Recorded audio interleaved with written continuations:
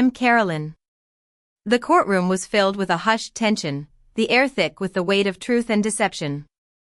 I stood firm, dressed in black, my eyes fixed on the judge as he delivered his verdict. The words echoed in the silent room, shattering the illusion my parents had so carefully constructed. The petition for emergency conservatorship is dismissed, the judge declared, his voice steady and resolute. Furthermore, a review of the petitioner's financial misconduct will be conducted. A collective gasp rippled through the gallery. I glanced across the aisle at my parents, Henry and Victoria. Their once composed expressions now crumbled, replaced by shock and fear. Henry's face turned ashen, and Victoria's hands trembled in her lap. For the first time, I saw the cracks in their armor, the true nature of their betrayal laid bare. As I sat in the courtroom, waiting for the chaos to settle, my mind drifted back to the events that had led me here. It all started with a simple invitation, a glimmer of hope in the midst of months of coldness and hostility. I remember standing in front of the mirror, fastening the clasp of my necklace, telling myself that tonight might be different. My parents had finally reached out after months of clipped conversations and sidelong glances across board tables. A dinner at the family estate, just the three of us. No distractions. For a moment, I allowed myself to believe that it meant reconciliation, a truce, maybe even a chance to be their daughter again instead of their opponent. I slipped my arms into my coat when my phone buzzed. 3 words glared on the screen, "Call me immediately." No greeting, no context. The sender was Ryan, my trusted advisor. My stomach tightened as I dialed his number. He answered on the first ring, his voice urgent. "Carolyn, they filed the petition this morning. Emergency conservatorship. Henry and Victoria are claiming you're mentally incompetent to run the company." The air left my lungs, and my coat slipped from my hands, landing on the hardwood floor with a soft thud. "What?" I managed to choke out. "They've attached witness statements, affidavits. It's not just talk anymore. They want legal control," Ryan explained. The world tilted beneath my feet. I thought of my mother's gentle invitation, the way she had said, "Let's talk about the future," and the way my father had smiled with thin politeness when he passed me at the last board meeting. I had thought it was a sign of progress, but it was all a lie. "They planned this," I whispered, the realization dawning on me like a cold, hard truth. "Yes, and they're moving fast," Ryan said. "The lemon tarts you bought on your way home. They're just a reminder of how easily you were lured into their trap." I sank onto the edge of the bench by the door, my pulse pounding in my ears. The lemon tarts sat in their box on the counter, a symbol of my naivety. I had been so desperate for their love and acceptance that I had ignored the warning signs, the subtle slights and undermining comments. I remembered my father cutting me off mid-sentence during a quarterly meeting, finishing my point as if I hadn't spoken at all. And my mother's light laugh in front of the staff, saying, "Carolyn forgets things lately, but don't we all?" Everyone had chuckled, and I had forced myself to smile, pretending it was harmless. But it was a slow erosion of my credibility, a deliberate attempt to undermine me. I walked into the kitchen and opened the bakery box. The lemon tarts looked as perfect as ever, with their golden crusts and sugared tops. But they were no longer a gesture of love. They were evidence of how willingly I had walked into their setup. I knew I couldn't walk blindly into that dinner. It was an ambush, and I had just stepped into their game. I had to fight back, not as the daughter who wanted peace, but as a warrior defending her legacy. Ryan slid a folder across his desk, its weight heavier than the paper inside could possibly justify. I opened it, my hands stiff with fear and anger. The first words on the page pulled the air from my lungs: "Petition for emergency conservatorship of Carolyn Thompson." I forced myself to read each line, though every sentence landed like a blow. Erratic leadership, emotional decline, inability to sustain judgment in high-pressure environments, it read. Statements signed by people I had once trusted, witness affidavits claiming I'd forgotten key dates, dismissed data, and relied on emotional whims. They didn't do this alone, Ryan said quietly. 2 investors have already signaled support. They want a familiar name, your parents, to reassure them. Stability over vision. I closed the folder, my fingers pressing hard into the cardboard. So, they trade me for appearances. Their own daughter, I said, my voice filled with bitterness.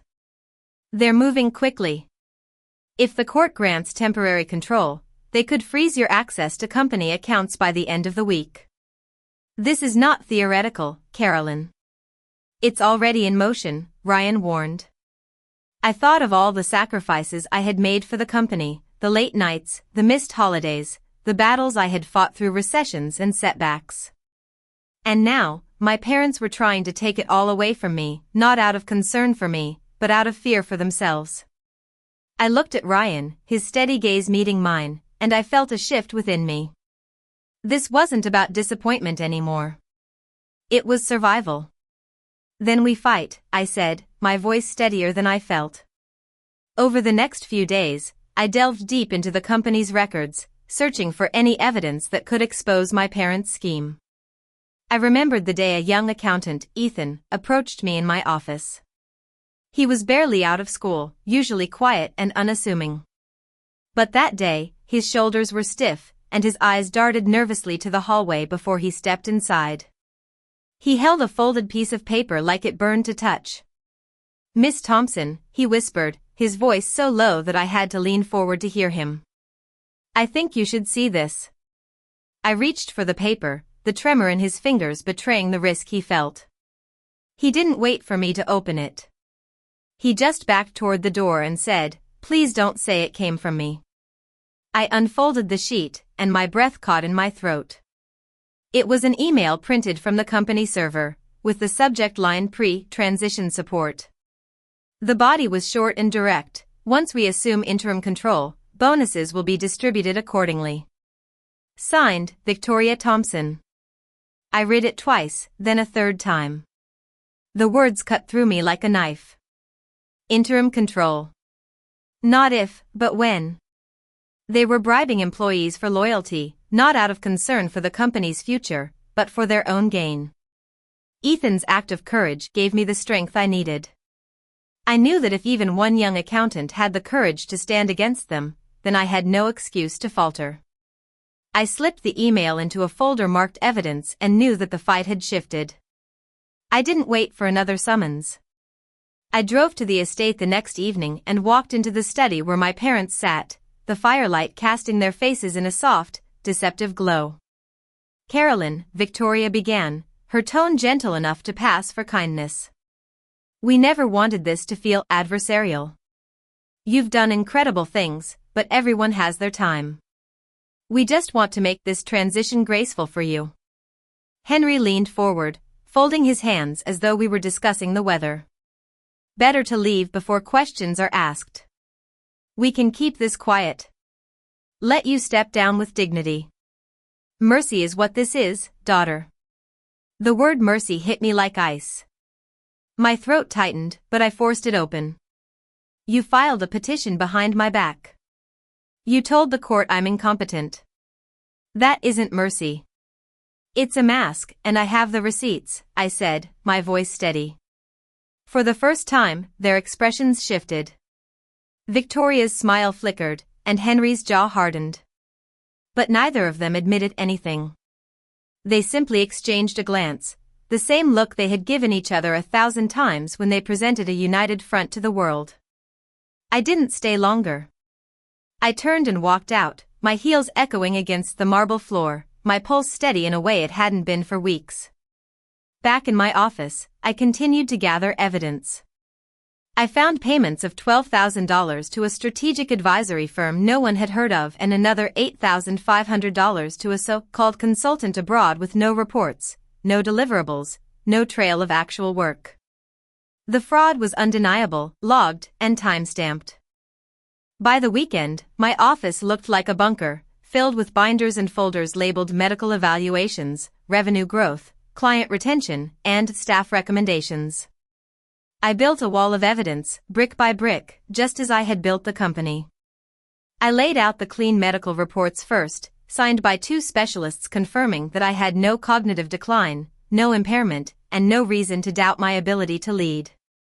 Then came 3 years of revenue records, charts that told a story of steady growth, healthy margins, and real expansion. On another table, I spread client contracts and personal notes of thanks. Their signatures proved that my leadership was not just ceremonial. Ryan stood across from me late one night, his tie loosened, his eyes narrowing as he scanned the stacks. "This is good," he said, tapping one binder. "But remember, they may stage evidence, fabricated anecdotes, coached witnesses. Be ready for noise." I nodded, sliding another set of files into place. "Let them try. Numbers don't shake when questioned." As I surveyed the fortress I had built, I knew that the lemon tarts, the memories, the longing for reconciliation, those were ashes now. What stood before me was my arsenal, and the courtroom was waiting. Now, as the judge's gavel fell, I felt a sense of relief wash over me. The lie my parents had been rehearsing for months was finally exposed. The board called an emergency session that evening. I sat at the head of the table, Ryan at my side, as the members shifted uncomfortably in their seats. Ryan presented the evidence piece by piece, the loyalty test emails, the payments to shell firms, the bonuses promised in exchange for silence. Each document passed across the polished wood landed like a verdict. When the discussion ended, there was no debate left. The vote was swift and unanimous. Henry and Victoria were stripped of all authority. Their names were removed from the positions they had once held so proudly. Across the table, Victoria leaned forward, her voice trembling just enough to sound almost sincere. "We only wanted what was best." I met her eyes, my voice steady. "You wanted what was yours. I built what was mine." She flinched, and silence spread across the room. The board members turned toward me, waiting for direction. The moment that had once terrified me now felt earned. The throne they had tried to seize was gone, and the weight of leadership rested back where it belonged. 2 weeks later, I walked into the boardroom at 9 a.m. sharp. Every seat was filled, the air thick with anticipation. As I stepped inside, the members rose from their chairs in unspoken acknowledgement. It wasn't pity in their faces anymore. It was respect. I took my place at the head of the table, the chair that had once felt heavy with doubt. This time, it fit like it had been made for me. I let the silence settle before I spoke. This company is my legacy. It was built on discipline, on endurance, on choices that were never easy, but always deliberate. From today forward, betrayal has consequences, family or not. No one argued. No one looked away. They simply nodded, some slowly, some with relief, as if the ground beneath us had finally steadied. For years, I had fought to prove my worth, even to the people who should have seen it first. Now, I didn't need to prove anything. The evidence, the courtroom, the unanimous vote. They had already done that. As I left the boardroom, the corridors stretched before me, bright with morning light. My heels clicked steadily against the floor until I reached the corner office my parents once occupied. The blinds were drawn, the desk cleared, the space stripped of their presence. I paused only long enough to recognize the emptiness for what it was, not a loss, but a release. Then I kept walking. I didn't need their approval anymore. What they tried to erase, I had reclaimed. What they tried to own, I had defended. And in the end, I carried with me something stronger than inheritance. Legacy had finally become mine alone.